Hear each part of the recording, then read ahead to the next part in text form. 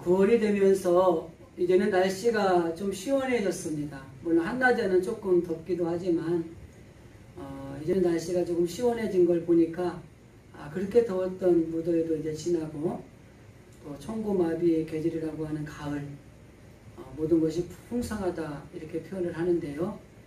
이제 조금 시원한 가을이 됐습니다. 이 9월 한 달 동안 우리는 평안이 있는 삶이라고 하는 주제를 가지고 말씀도 나누고 또 실제적으로 삶의 자리에서 우리가 평안을 누리며 살아가는 그런 우리 성도들이 됐으면 좋겠고, 우리의 가정이 됐으면 좋겠고, 여러분의 직장이나 일터 그리고 우리 사업의 자리가 됐으면 좋겠다 하는 마음으로 평안이 있는 삶이라고 하는 주제를 가지고 9월달 말씀을 나누고 있습니다. 지난 시간에 첫 번째로 하나님이 주시는 평안이라는 거죠. 하나님이 주시는 평안은 세상이 주는 것과는 다르다. 그래서 일시적이고 소극적이고 좀 눈에 보이는 겉에 있는 것들로 인해서 편안해지는 것, 이게 평안이라고 세상적으로는 보지만 우리 그리스도인들이 누리는 평안은 좀 다르다라는 말씀을 드렸어요. 그래서 온전한 평안, 그럼에도 불구하고 라고 하는 관점에서의 평안이죠. 그래서 하나님이 주시는 평안은 이 세상이 주는 평안과는 다르다라는 말씀을 드렸죠. 그래서 우리가 이 하나님이 주시는 평안을 누리기 위해서, 가지기 위해서 어떻게 해야 되는가? 첫째는 하나님을 찾아야 된다. 그리고 두 번째는 하나님의 말씀에 실천해야 된다. 그래야지 이 마음의 평안이 풍성해진다라는 말씀을 드렸죠. 그래서 여러분들이 하나님을 찾을 때, 우리 마음에 주님이 임할 때 거기에 평안이 임하는 거예요. 근데 주님이 계속 임하셔서 하나님의 말씀 가운데 그 말씀을 붙들고 살아가야지 이 평안이 계속 빼앗기지 않고 유지할 수 있는 거죠. 그런데 하나님을 찾고 하나님 앞에 기도하고 이렇게 삶으로 주님의 평안이 내 안에 오셨는데, 그 평안을 간직하지 못하는 게 원인이 뭐냐면 하나님의 말씀을 붙들지 못할 때 그래요. 그래서 걱정하지 말라. 그러면 하나님의 말씀에 걱정하지 말라니까 걱정 안 하면 되는 거예요. 염려하지 마라. 그래 염려 안 하면 되는 거예요. 그런데 우리는 그 말씀을 실행에 옮기지 못하고 의심하거나 온전하게 믿지 못함으로 다시 평안이 빼앗기는 거예요. 그래서 평안한 것 같은데 또 금방 불안해지고, 불안한 것 같은데 또 주님을 생각하니까 평안해지고, 또 평안한 것 같은데 좀 세상에 있는 것들을 보다 보니까 다시 또 세상의 마음을 빼앗기니까 또 불안해지고, 이걸 반복하는 거예요. 지난 주간에 말씀드릴 때 여러분 하나님을 찾고 또 하나님의 말씀을 붙들고 살아감으로 우리가 하나님이 주시는 평안을 가지고 있어야 되겠다, 이런 말씀을 드렸습니다. 그래서 오늘은 조금 연계된 말씀으로 말씀을 나누려고 합니다. 그래서 제목을 하나님의 평안을 누리는 비결, 지난주에 드린 말씀하고도 연계가 되겠고 또 반복된 말씀이 나올 수 있지만, 하나님이 주시는 평안을 받은 우리가 이것을 누리며 살아가려면 어떻게 해야 되느냐, 이걸 오늘은 좀 말씀을 나누려고 합니다. 좀 오래전에, 그렇고 지금도 취업 전문 업체 스카우트라고 하는 곳에서 이 설문조사를 가끔 하죠. 근데 오래전에 어떤 설문조사를 했냐면, 현재 인생에 대해서 당신은 불안감을 느끼고 있습니까? Yes, No 이렇게 질문을 했어요. 그런데 이 85.5%가 불안감을 느끼고 있습니다. 아마 지금은 코로나 시국이라 더 그럴 것 같아요. 모르긴 몰라도 지금 이 업체가 다시 똑같은 질문으로 이 설문조사를 한다면 아마 85%가 아니라 95%가 나올 수도 있지 않을까 하는 생각이 들어요. 왜? 지금은 코로나 때문에 너무 불안한 거예요. 사람 만나는 것도 불안하고 어디 가는 것도 불안하고. 여러분 그런 경험 하셨죠? 코로나 시국에 어디를 갔다 왔는데 저녁에 집에 왔는데 괜히 몸이 으실으실한 것 같아. 그럼 걱정되잖아요. 불안하죠. 저도 그런 적이 있어요.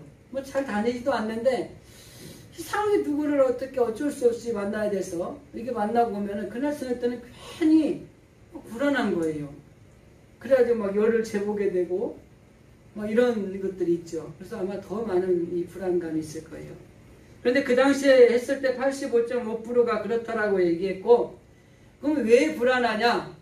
구체적으로 세부 질문을 했는데 1위가 67.8%인데요. 미래에 대한 불확실성 때문에 불안하다라는 것이 제일 높았습니다. 앞으로 어떻게 될 것인가? 여러분, 이 코로나가 어떻게 될 것인가에 대한 불안감이 가장 큰 거죠. 뭐 종식만 된다고 하면요, 불안하지 않죠. 올해 말까지 가면 완전히 없어집니다. 이렇게 된다면 말까지 가면 되지 뭐. 그리고 편안해지잖아요. 그런데 그게 모르는 거예요. 이게 어떻게 될지 모르는 거예요. 그 미래에 대해서 불확실성 때문에 내가 불안하다는 것이 6% 가까이 되는 거예요. 그리고 두 번째 2위를 차지한 것이 이 직장 내 스트레스 때문에 내가 불안하다라는 게 두 번째고, 그 스트레스로 인해서 연관된 게 건강, 이 3위를 차지했다고 합니다. 사실 우리가 평안을 누리지 못하고 이 불안해하고 두려워함에 떨리기 시작하면 이 질병이 따라오게 돼 있어요. 그거는 첫째는 정신적인 질병이 따라옵니다. 이 정신적인 질병이 뭐냐면 스트레스예요. 그리고 이 불안, 뭐 두려움, 이런 것도 정신적인 질병이에요. 그러다가 이런 것들이 쌓이고 쌓이면 이제 몸이 아파오는 거예요. 두통이 오고요, 위장병이 생기고요, 그 다음에 근육통이 생기는 거예요.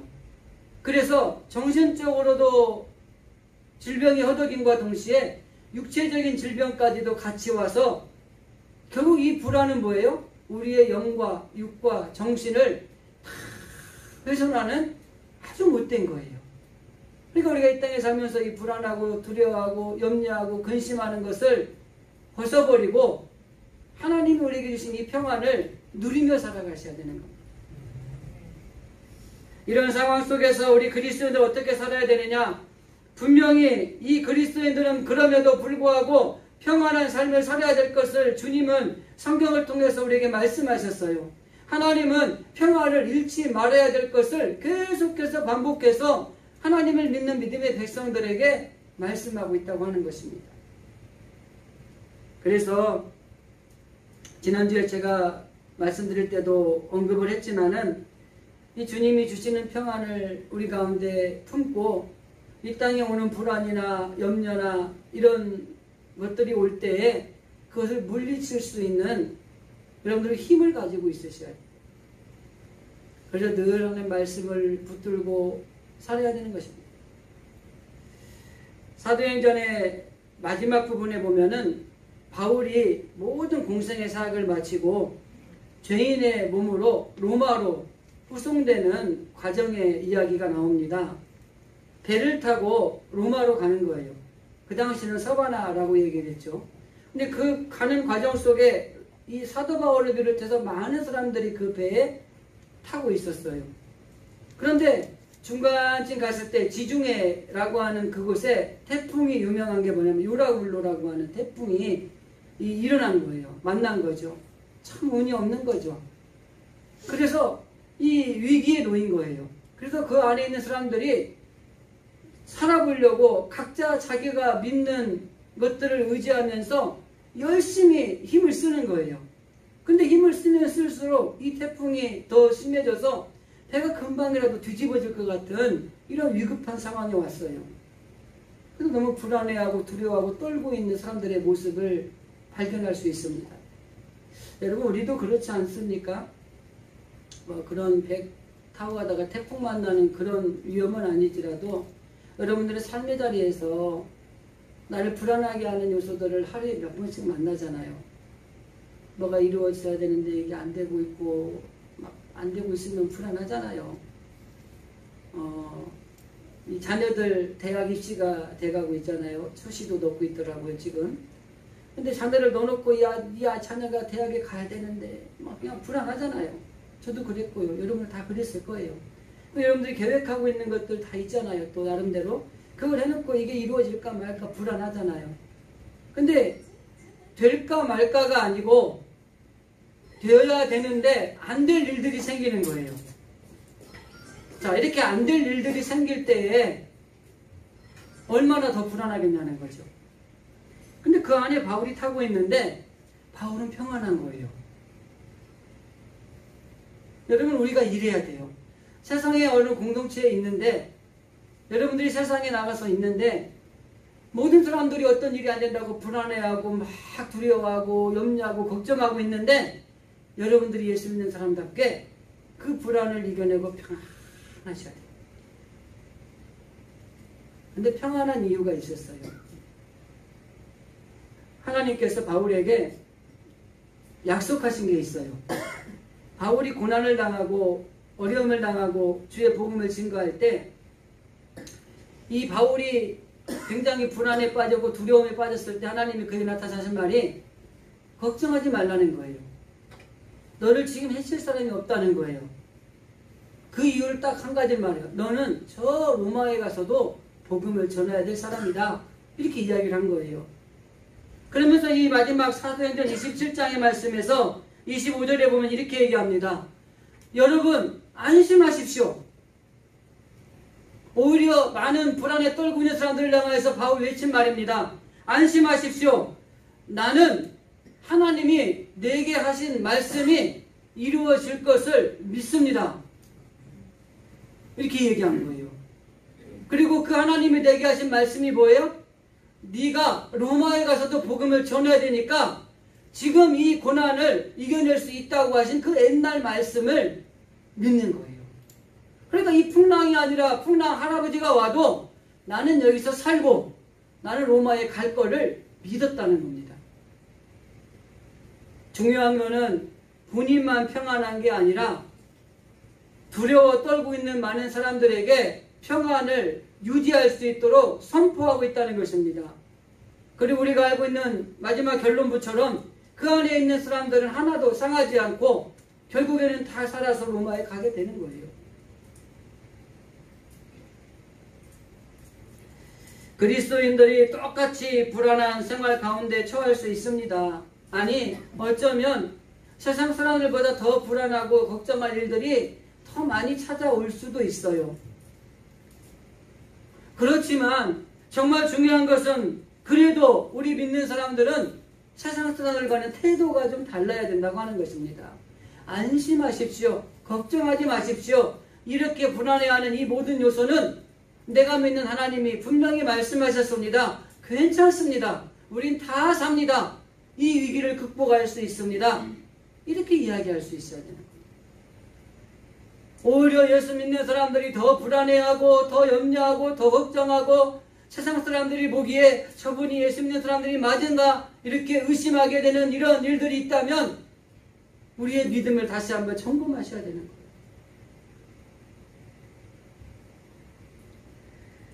세계적인 심리학자 조슈아 리브만이라는 사람이 있습니다. 이 사람이 젊었을 때에 자기 스승을 찾아갔어요.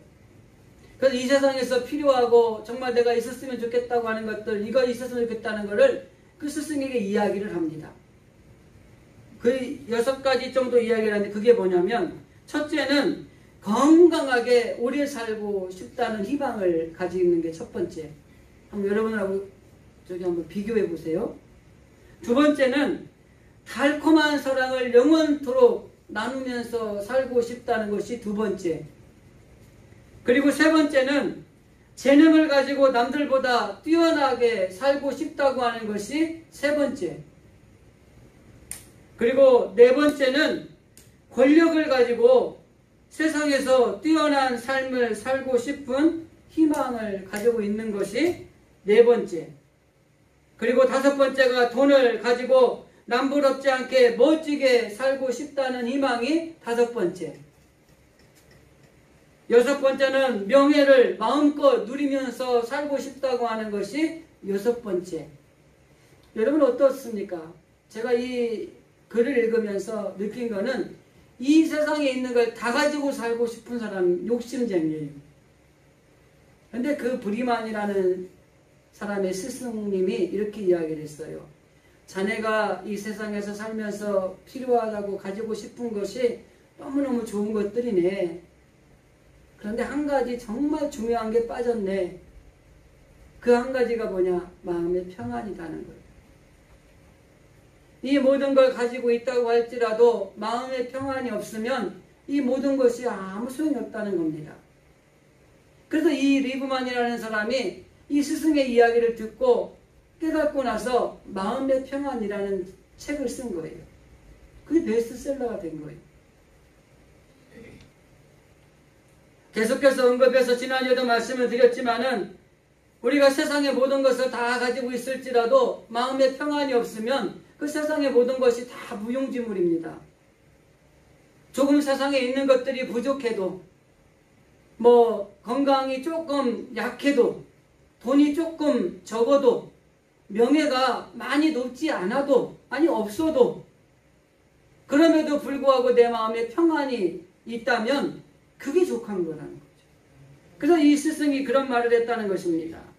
그래서 사람이 모든 것을 가졌다고 할지라도 평강이 없으면 여러분 기쁨도 행복도 누릴 수가 없는 거예요. 돈이 주는 행복은 일시적입니다. 힘이 주는 행복도 일시적이에요. 명예가 주는 것도 일시적입니다. 좋지요. 그러나 마음의 평안을 가지고 있으면 우리는 평생을 기쁠 수 있고요. 평생을 행복하게 살아갈 수 있는 거예요. 그래서 분명하게 말씀합니다. 독일의 시인인 괴테가 평안이라고 하는 것에 대해서 이렇게 평가를 했어요. 모든 사람에게 있어야 될 이상이고 행복이고 가장 으뜸가는 선이 평안이다. 이렇게 표현을 했어요. 이 성경에 보면은 평강 혹은 평안이라는 말, 샬롬, 아까 샤크타, 여러 가지가 있겠죠. 히브리어로는. 그리고 주님이 말씀하시는 이 에이레네라고 하는 게 평화입니다. 그 신약에서는 에이레네라는 말을 써요. 헬라어로. 그리고 구약에는 샬롬이라는 말로 대표적으로 평안이라는 말을 쓰죠. 자, 이 모든 내용들이 약 400회가 넘는 것들이 언급이 되고 인용이 되었습니다. 왜 그랬을까 보면은 이 샬롬, 평화, 평안이라는 것이 그만큼 우리에게 중요하다는 것을 의미하는 것입니다. 그래서 정말 우리가 이 온전한 평안, 하나님이 주시는 평안, 그 마음을 가지고 우리가 살아가는 것이 그 어느 것보다 중요하다고 하는 것입니다. 자, 그러면 본론적으로 우리가 인생의 행복 요소라고 할 수 있는 이 하나님이 주시는 평안을 그럼 어떻게 누리며 살아갈 수 있을까? 요 말씀을 오늘 본문을 중심으로 몇 가지만 생각을 좀 해보도록 하겠습니다. 4절 말씀을 먼저 보면은 주 안에서 항상 기뻐하라. 내가 다시 말하노니 기뻐하라. 이렇게 성경은 말씀합니다. 우리가 행복의 조건이라고 할 수 있는 하나님이 주시는 평안을 누릴 수 있는 비결의 첫 번째는 주 안에서 항상 기쁘게 살 때 우리가 이 하나님의 평안을 늘 누리며 살아갈 수 있는 성도가 될 수 있다고 하는 것입니다. 여기 주 안에서 기뻐하는 것은 세상에서 기뻐하는 것과는 차원이 다르죠. 평화가 세상이 주는 평화와 하나님이 주는 평안이 다르다 그랬잖아요. 내가 너에게 주는 것은 세상이 주는 것과 같지 않다. 분명히 예수님 말씀하시잖아요. 그럼 세상이 주는 평안이라는 게 있고 하나님이 특별히 예수님이 나에게 주신 평안이라는 게 따로 있어요. 그거를 참된 평안이라고 표현을 했습니다. 그래서 지난주에 말씀하신 샤카타라고 하는 편안이라는 말과 샬롬이라고 하는 평안이라는 말로 제가 설명을 해드렸어요. 그냥 겉으로 문제가 잠시 이렇게 봉해진 것 같은 것은 편안, 완전하게 해결이 된 건 평안. 이게 구분을 해서 말씀을 드렸습니다. 그래서 세상이 주는 기쁨은 조건적이고 어떻게 보면은 순간적이기 때문에 환경이나 삶의 자리나 이런 것들이 바뀌면 그때그때 달라지는 거예요. 그런데 주님이 주시는 기쁨은 환경을 초월합니다. 그렇기 때문에 어떠한 일이 있어도 흔들리지 않습니다. 그래서 전천후로 우리가 기뻐할 수 있는 거예요.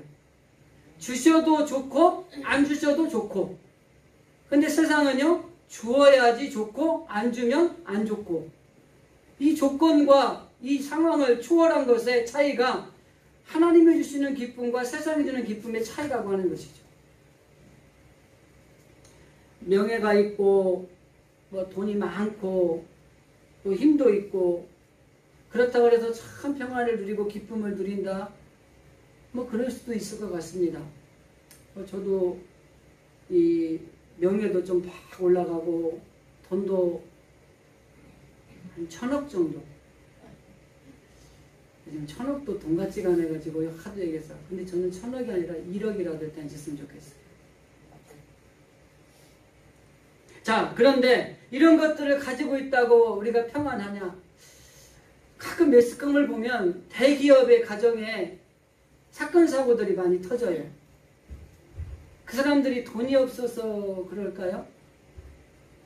또 이 정치나 뭐 하는 이런 명예를 가지고 권력을 가진 사람들이 이게 힘이 없어서 이런 일들이 가정의 불안 이런 일이 생길까요? 목숨을 끊는 자살하는 이런 일들이 일어나는 걸 보면서 느끼는 게 자, 진짜 명예나 권력이나 돈이나 모든 것이 많이 가졌다고 해서 그게 참 평안이고 참 행복은 아니구나 라는 걸 생각하는 거죠. 그러면 정말 참 행복과 참 정말 기쁨은 무엇이냐는 겁니다. 하나님이 주시는 기쁨, 그 주 안에서 주시는 기쁨을 가지고 살아갈 때에 우리가 온전한 평안을 누릴 수 있다고 하는 것입니다. 자, 그렇다면 이렇게 많은 것을 가진 사람들이 왜 이런 일들이 일어나느냐? 세 가지가 없어서 그래요. 산무. 첫째는 신앙이 없어요. 두 번째는 기쁨이 없고요. 세 번째는 평강이 없기 때문에 그래요. 그러니까 여러분들이 아무리 돈, 명예, 권력이 없어도요.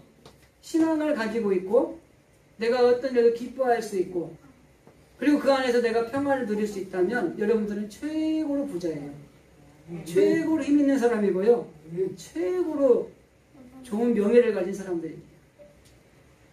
그런데 아무리 많은 것들을 가졌어도 신앙이 없고 기쁨이 없고 평안이 없으면 이런 일들이 일어나는 거예요. 이렇게 얘기하니까 그럼 부자가 되지 말라는 겁니까? 아니죠. 가난한 사람들 중에서도 신앙이 없고 기쁨이 없고 평안이 없으면 똑같아져요. 중요한 건 세상의 이 유무에 따라서 평안과 기쁨이 이루어지는 게 아니라 내가 하나님을 믿는 신앙이 있고 그리고 그 안에서 기뻐하고 그 안에서 평강을 누리며 살아가느냐가 중요하다고 하는 거예요. 아까 앞에서 언급드린 사도행전의 마지막 부분에 바울이 로마로 가는 그 과정에서의 내용을 보면 그 안에 탄 사람들은요 돈 많은 사람도 있을 거예요. 왜? 이쪽 이스라엘 이런 중동에서 지금 로마라고 하는 유럽으로 가잖아요. 그죠? 나름대로 뭔가 돈 좀 쓰러 갈 수도 있고 힘도 있는 사람이 갈 수 있는 거예요. 아무나 못 가요. 천민이 쉽게 가겠습니까? 로마도 바울도 죄인의 모습으로 가니까 로마를 가는 거지 본인의 의지로 로마까지 가는 건 쉬운 일은 아니었을 거예요. 그런데 중요한 건 그 안에는 돈 있는 사람, 명예가 있는 사람, 나름대로 자기가 믿는 이방 신들이 다 있었을 거예요. 그래서 최선을 다했을 거예요. 막 기도도 했을 거예요. 뭐 알라에게도 빌었든지 뭐 우리나라로 말하면 부처에게 빌었든지 막 빌었겠죠. 그러나 아무런 평화가 그들에게는 없었어요. 근데 평안이 있는 사람은 누구예요? 하나님을 믿노라. 그리고 그 안에도 평안을 유지하고 하나님이 주시는 기쁨을 누리고 있는 바울은 평안할 수 있었다고 하는 것입니다. 여러분 우리는 이런 게 있어야 돼요. 그래서 이 세상에 있는 것들이 있어야 되지만 그와 더불어 먼저 선행되어야 될 게 하나님을 믿는 신앙과 그 안에서 주님으로 인해 주시는 기쁨을 누리고 그 안에서 평안을 누리는 삶을 가지고 있는 게 무엇보다 중요하다고 하는 것이죠. 그 베토벤이라고 하는 음악가가 잘하는 그냥 귀를 멀었잖아요. 그런데 그가 실망하지 않고 24년 동안 계속 작업을 했어요. 교향곡 9번 사랑의 송시라는 곡의 그 시에다가 곡을 붙인 건데 이걸 만들고 이걸 다 발표를 했는데 이 모든 사람들이 다 막 기립을 해서 박수를 이렇게 치고 있어요. 근데 그때 이 베토벤은 맨 뒷자리에 앉아서 악보를 넘기면서 하나님이 주시는 기쁨과 평안으로 가득 차 있었다라고 이렇게 표현을 합니다. 시편 90편에 보면은 아침에 주의 인자로 우리를 만족해 하사 우리 영생에 즐겁고 기쁘게 하시옵소서라고 시편에 저자는 이야기를 합니다. 정말 주님이 주시는 기쁨, 그 주님이 주시는 평안을 가지고 살아가는 사람이 이 땅에서 누구보다도 더 하나님 안에서 기쁘게 평안하게 살 수 있는 비결이라고 하는 것을 설명을 하고 있는 것입니다. 제가 목회하면서 만난 가정에 장애아를 둔 부모가 있는 가정이 있었어요. 그것도 하나도 아니고 둘을. 그래서 참 힘들어하는데 주변 사람들이 안타까워하고 참 기도도 많이 해주는데 다른 한편의 시선으로 이렇게 이야기를 합니다. 대체 저 사람은 뭘 잘못했길래? 이 믿는 사람들이 이렇게 얘기를 하는 거예요. 그러니까 본인이 이 아이를 감당하는 건 할 수 있겠는데 이 주변의 시선, 믿지 않는 사람들도 그렇지만은 교회에 가도 믿는 사람들도 겉으로는 기도해 줄게, 그리고 괜찮을 거야, 위로도 하고 이렇게 권면을 하는데 이 가끔 들려오는 소리가, 그런데 저 가정은 무슨 죄를 졌길래 저렇게 하나님이 저렇게 했대? 이런 이야기들. 마음 아파할 때 제가 한번 만나서 신방하면서 얘기를 했어요. 요한복음 9장에 보면은 날 때부터 소경된 그 사람의 이야기가 나옵니다. 그때 사람들이 물어요. 예수님한테 저 사람이 저렇게 된 것은 누구 죄입니까? 저 사람 죄입니까? 그 부모의 죄입니까? 아니면 조상이 문제입니까? 여러분 누구 문제 같아요? 우리 집안에 정말 마음 아픈 손가락이 있으면 그게 개 죄입니까? 부모의 죄입니까? 아니면 그 조상이 죄를 져서 지금 벌을 받고 있는 겁니까? 그때 주님이 이렇게 말씀하세요. 저 사람의 죄도 부모의 죄도 조상의 죄도 아니다. 딱 한 말씀합니다. 하나님의 영광을 드러내기 위함이다. 이렇게 이야기를 해요. 그 이야기를 나누고 나서 그 가정이 원래도 믿음으로 잘 이겨내는 가정이었는데 그리고 나서 기쁨을 얻고 평강을 얻는 거예요. 이 아이들을 통해서 하나님의 영광을 드러내기 위함이다. 라고 하는 하나님의 말씀 하나였을 뿐인데 기쁨이 있고 평강이 있는 거죠. 우리는 주 안에서 기쁨으로 살아갈 때 그 삶 속에 평강이 넘치게 됩니다. 참신앙인은 잘되고 좋을 때만 기뻐하는 것이 아니라 때로는 좌절하고 때로는 불행하고 때로는 뜻대로 되지 않는 일들이 있다고 할지라도 살아계신 하나님을 바라보고 주님이 주실 기대와 소망을 보면서 기뻐하면서 이렇게 살아가면 우리 마음에 주시는 평강의 축복이 임하게 되고 그 평강의 축복으로 인해서 하나님이 주시는 놀라운 형통의 복이 함께 따라온다고 하는 것이죠. 그래서 사랑하는 우리 진실의 성도 여러분, 주님 안에서 우리가 기쁘게 살아갈 때 하나님이 주신 이 평안을 간직하고 누리며 살아갈 수 있습니다. 그러니까 때로는 힘들고 어려운 고난이나 힘든 일들을 만날 때 주님이 이 일을 통해서 나에게 하나님의 영광을 보여주시려고 이 일을 나에게 주셨구나라는 이 믿음으로 우리가 기쁨으로 살아갈 때 평강이 오고 그 평강한 삶을 살아가게 될 때 형통의 복이 임하게 된다고 하는 것을 기억하시기 바랍니다. 또 한 가지 5절 말씀을 보면은 하나님이 주시는 평안을 누리는 비결이 그 5절 안에 숨어 있는 걸 발견할 수 있습니다. 너희 관용을 모든 사람에게 알게 하라. 이 말은 관용이라는 말은 너그럽게 용서하는 마음을 가지라는 겁니다. 그래서 두 번째 하나님의 평안을 우리가 누리기 위해서는요. 여러분 주 안에서 너그럽게 용서하는 마음을 가질 때 가능한 거예요. 세상에서도 보니까요. 막 미워하잖아요. 그 미워하는 그 대상은요 몰라요. 제가 예전에 누가 미워가지고 그는 막 미워 죽겠어 막 이러고 막 했어요. 그리고 걔를 만났다요. 근데 걔는 그걸 몰라요. 하고 해맑게 나를 만나니까 좋아해요. 나는 미워 죽겠는데. 결과가 어떻게 됐을까요? 나만 힘든 거예요. 내 안에 평강이 사라지고요. 그 사람을 미워하는 순간 이 미움이 싹트기 시작해서 평안이 싹 거쳐내지는 거예요. 그래서 그 사람은 괜찮은데 내가 병 걸리더라고요. 그래서 우리는요, 할 수 있는 한 용서하게 관용을 베풀며 살아가는 게 좋습니다. 그래서 예수님이랑 손해보라는 말이 다른 말이 아니라 예수님이 우리를 용서하셨잖아요. 그죠? 예수님이 우리를 얼마나 사랑하셨으면, 우리를 용서하기로 결단하셨으면 그 아들 대신해서 우리를 위해서 십자가에 못 박혀 돌아가게 하시고 우리를 구원해 주셨잖아요. 하나님이 우리를 용서하시려고 했으니까 그렇게 가능한 거예요. 사랑했기 때문에 우리를 구원해 주신 게 아니라 죄 많은 이 인생들을 하나님이 용서하셨기 때문에 그의 아들을 대신해서 우리들 대신 십자가에 돌아가게 하셔서 우리를 사랑으로 구원해 주신 거예요. 가장 근본적으로 용서하는 마음이 앞서가야 되는 것입니다. 그래서 이 주변에 있는 이 많은 사람들을 대할 때 보면은 예수 믿지 않는 사람들은요, 우리에 대한 믿음이 너무 커요. 제가 가끔 우리 친구들을 만나면 그래요. 교회는 다니죠. 그리고 이제 안 다니는 친구도 있어요. 같이 만나보면은, 야, 넌 목사인데 너는 그러면 안 되지. 이렇게 얘기를 하는 게 많아요. 그러면 안 되지가 뭔지 알아요? 너는 착하게 살아야지. 이걸 포함해서 너는 하나님의 종이니까 우리가 왼밤 때리면 오른밤 내놔야 되고, 억울한 일이 있어도 우리 용서해 줘야 되고, 그래야 되는 거야. 이렇게 믿는다니까요.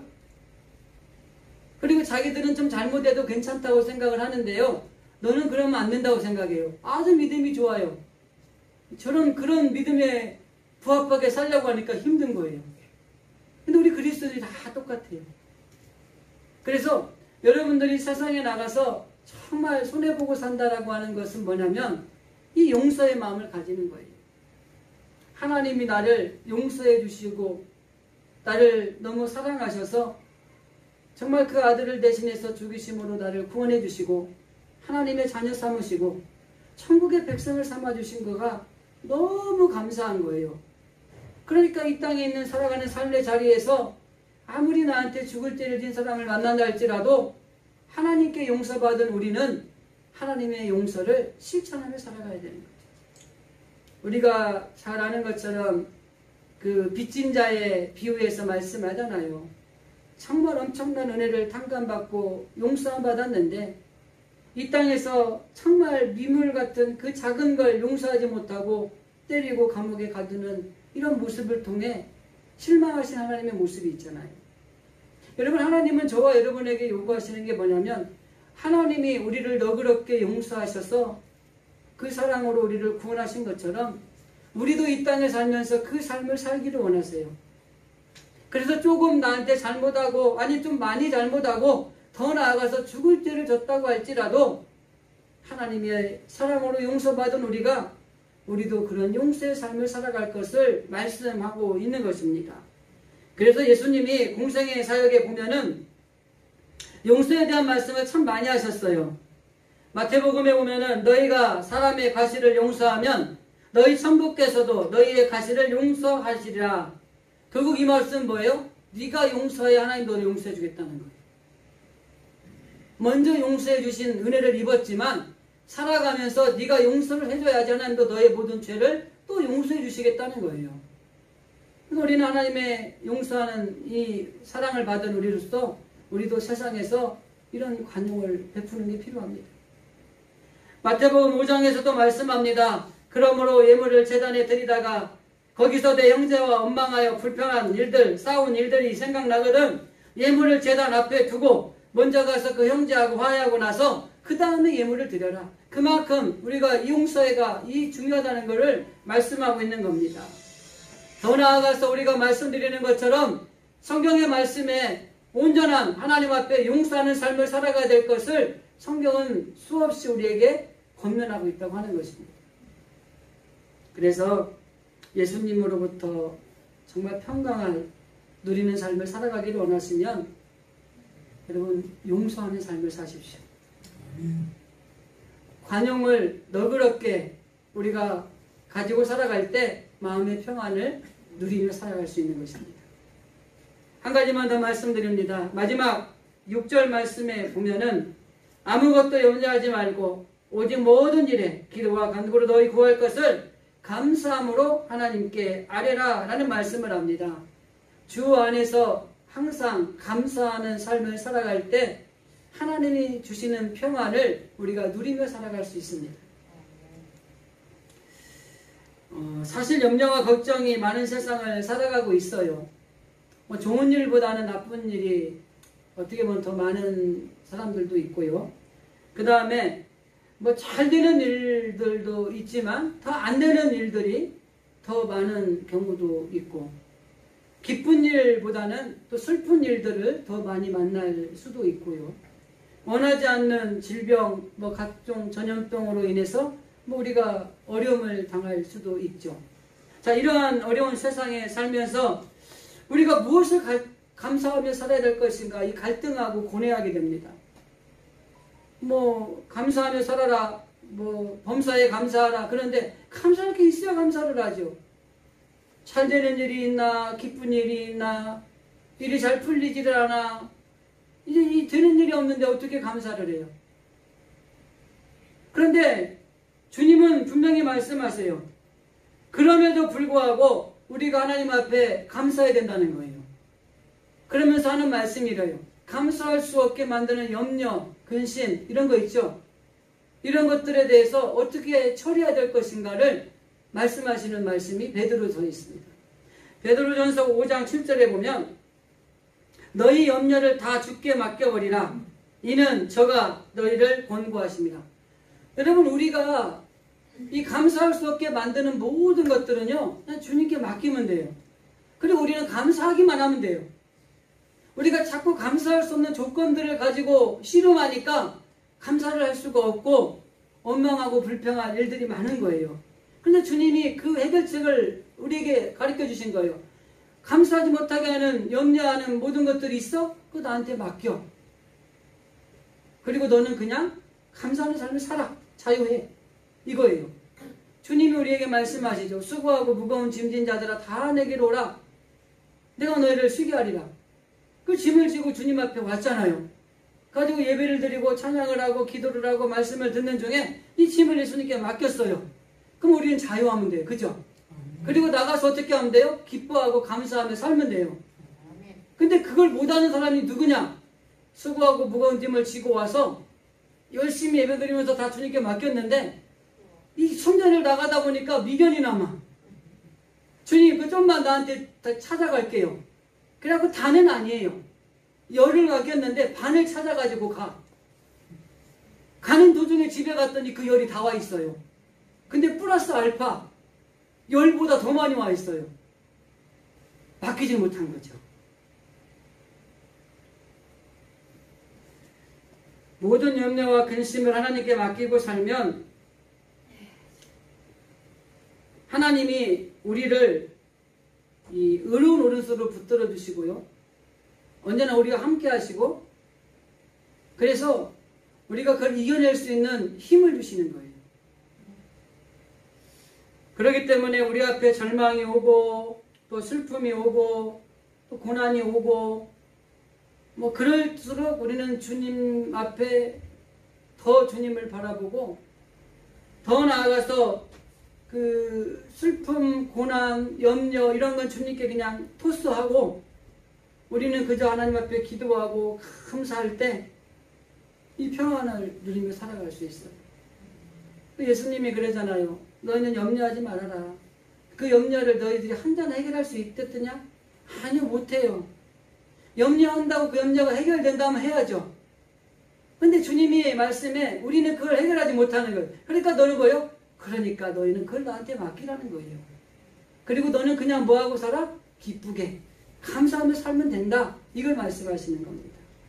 그래서 감사하는 삶을 살아갈 때 정말 불가능도 가능하게 되는 기적이 일어나는 것입니다. 우리가 감사하는 삶을 살아갈 때 정말 되지 않을 일도 되는 이런 것들을 정말 경험하는 삶을 살아가게 되는 거예요. 감사했더니 감사한 대로 되는 일들이 많아지는 걸 경험하고 체험하는 일들이 많아지는 것입니다. 그래서 우리가 감사하는 삶을 살아갈 때 마음의 평강이 오는 겁니다. 그래서 감사의 기도를 드리는 사람들에게는 하나님이 주시는 놀라운 평강이 있어요. 조지 뮬러 목사님이 고아원을 운영하면서 정말 수없이 많은 어려움들이 있었어요. 그 중에 여러분들 자주 들었던 이야기 중에 하나가 뭐예요? 어느 날 아침에 고아 아이들이 400명이 있는데 먹을 게 없어서 굶어야 돼. 이게 먹을 게 똑딱 떨어진 거예요. 그래서 저 아까 하나님 앞에 기도를 했어요.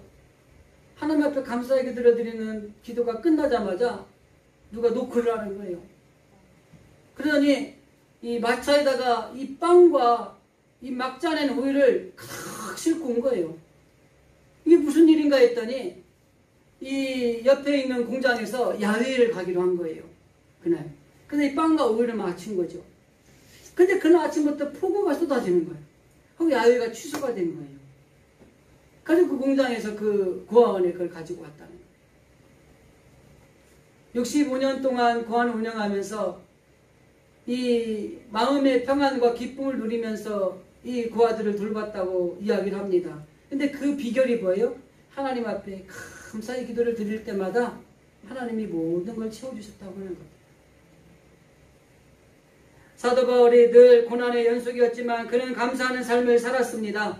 그러므로 그 감사를 통해 주시는 하나님의 놀라운 평강을 누리며 살았던 사람이 바울입니다. 그래서 우리는 어떠한 경우에도 하나님 앞에 감사하는 삶을 살아가면 하나님이 주시는 이 평안을 정말 이 땅에 살면서 누리면서 살아갈 수 있다는 것을 기억해야 된다고 하는 것입니다. 평안은 사람이 만드는 것이 아니고 평안은 사람이 찾는 것이 아닙니다. 하나님이 주시는 것이에요. 그래서 하나님이 주시는 이 평안을 우리가 갖기 위해서 열심히 하나님을 찾고 하나님의 말씀을 실천하기 위해서 열심히 노력하셔야 되고 그 평안을 가지고 왔는데 뺏기지 않기 위해서는 어떤 일이 있어도 우리는 철저하게 주 안에서 기뻐하는 삶을 살아야 되고 어떤 일이 있어도 우리가 하나님이 나를 용서하신 것처럼 너그럽게 용서하는 삶을 살아야 되고 때로는 염려하고 걱정하고 근심할 일들이 많이 있지만은 그거는 주님께 맡겨버리고 감사하며 살아갈 때 하나님이 주시는 이 평강이 여러분의 삶 가운데 늘 누리며 살아갈 수 있는 비결이라고 하는 것입니다. 사랑하는 진실의 성도 여러분, 힘들고 어려운 시기를 우리는 지금 살아가고 있고 이 시기는 또한 분명히 지나갈 거라고 믿습니다. 여러분의 마음의 평강을 누리며 살아가기 위해서 좀 힘들지만 주 안에서 기뻐하고 좀 힘들고 어렵지만 너그럽게 용서하는 삶을 살아가고 그리고 염려, 근심, 걱정은 주님께 맡겨버리고 정말 감사하는 삶을 살아감으로 하나님이 주시는 평강을 누리는 주의 백성들이 되시기를 주님의 이름으로 간절히 기도드립니다. 아멘. 기도하겠습니다.